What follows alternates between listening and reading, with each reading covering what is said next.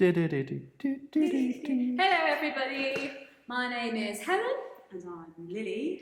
Lovely, and welcome to Real Talk with the Youth. So, hi Lil. Hello. Hello Lily. So, those of you who don't know me, I am the Youth and Children's Minister at St Michael's Church, where we are live from today. Who are you? I'm Lily. Lily. You know that already. Hi Lily. Hi. Yeah, I'm the worship leader and part of the youth team in St Michael's, basically. Lovely. Nice to see you. Nice of you to come down today for this socially distanced Real Talk chat. So before we get started, quick fire question rounds. So you have to just answer the first thing that comes into your head. Okay. So I'm going to give you would you rather this or this? Okay. Would you, hold on. Morning or evening? Evening. Tea or coffee? Coffee. Chocolate or cake? Cake. Crab hands or octopus feet? Or crab hands.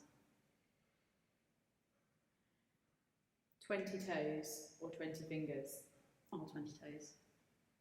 Would you rather not be able to see or not be able to hear? Not be able to hear. Jesus or God? Both. Sorry. One and the same. COVID.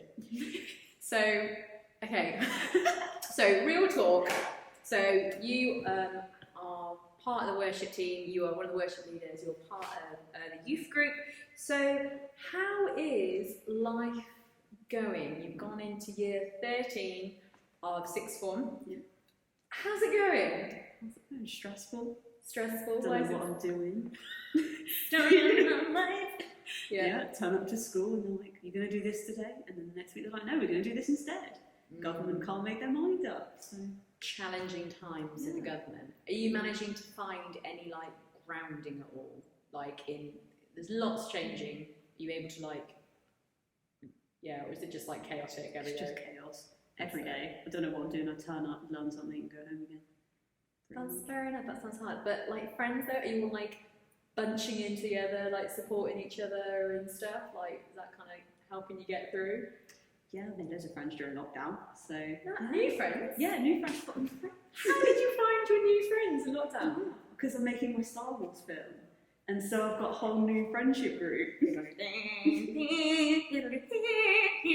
So, what is your Star Wars film? We're doing a spin-off, or basically a mashup of all of them together. Nice. Yeah. Is that part of your college work? No, just because I can. I love that. Just because you can. Okay, cool. So, lots of chaotic stuff going on, but Star Wars and friends are getting you through. Keeping you going. Keeping you going. I love that. So you're a key part of the worship team. You're one of the worship leaders. You work with some of the other worship leaders in the church. Mm-hmm. There's quite a lot of you youth are quite musical, aren't you? Yeah. So why are you on the worship team? I was roped in at 8 years old. They were like, "You can sing, come along." I was like, "Okay, sure." Came in, sang a few songs, and then kind of progressed from there as I got better. So you kind of got roped in, didn't really know, just thought it was essentially like a concert, but in church. Pretty much. Yeah. Has that now changed at all? Have you got more of an understanding of what the point of sung worship is? Yeah, thanks to Charlie, the little cameraman there. Oh, He's taught me more about it, actually. So yeah. Go on, unpack that a bit. I think it's things like we have our cue when you pull the guitar up and what it being a worship leader actually is. So cool. Quite a lot. And musical theory wise as well. Cool. So you got the technical side and the spiritual side, what the point of it is. What is the point of worship? To communicate with God. It's all about God. Ooh. Not about me. I love that. Communicate with God. Not about me. All about Him. That's really interesting though. Thanks for that. It's alright. So you did a talk this weekend about how God is in control. Just out of curiosity, why did you want to do a talk about that specifically? What was your thought process when you were writing it? Oh gosh. Well, at the start it was a bit of a jumble in my head. I was a bit like, this is a massive thing. Where do I go from here? Yeah. Just been given a question. Yeah. And I kind of just thought, I was thinking about it and how God puts us in positions and He puts us in situations for a reason. And so if he's put us in those situations, there's something we can learn from it, and there's something that we gain from it. So we might learn something new. And we've also, like lockdown, I gained a friend, but also had to stay at home. But then there's something you can learn from staying at home. So I kind of just, that was kind of where I went with it. So it's like weaving in like the lessons learned. It's quite a big topic, and I've had quite a lot of conversations of, did COVID come from God or did COVID come from man, and all those things. To be honest, I don't think we're necessarily very well equipped to answer that question. It's quite a big topic. However, I like what you're saying, like, you know, whether or not it came from man or from God, you can still learn, and God is still in that situation. no matter what. You touched on about like free will and like God's will and stuff like that, which I really, really loved. And for those who don't know, God gives us free will. Everything is a choice. When we have our faith with God, it's always an invitation. He doesn't like force stuff on us. It's always, the best way I can describe it is like someone is constantly there holding out their hand, and it's our decision whether or not we can take it. So in terms of like your thought on free will, and God gives us teachings and stuff that we follow, I say it's our choice whether or not we follow them.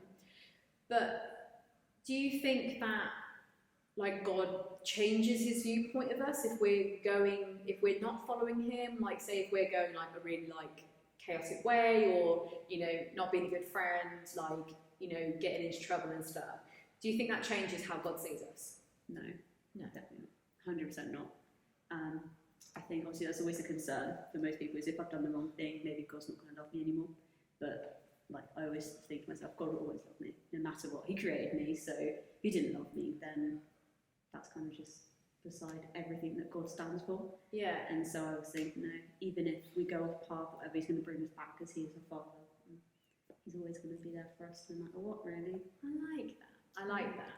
That is really nice. They say, we've talked about before, the prodigal son. Yeah. So, story in the Bible. There's a guy, a father, he gives his inheritance to his son before he dies. The son goes off and goes partying and drinking and all sorts of stuff.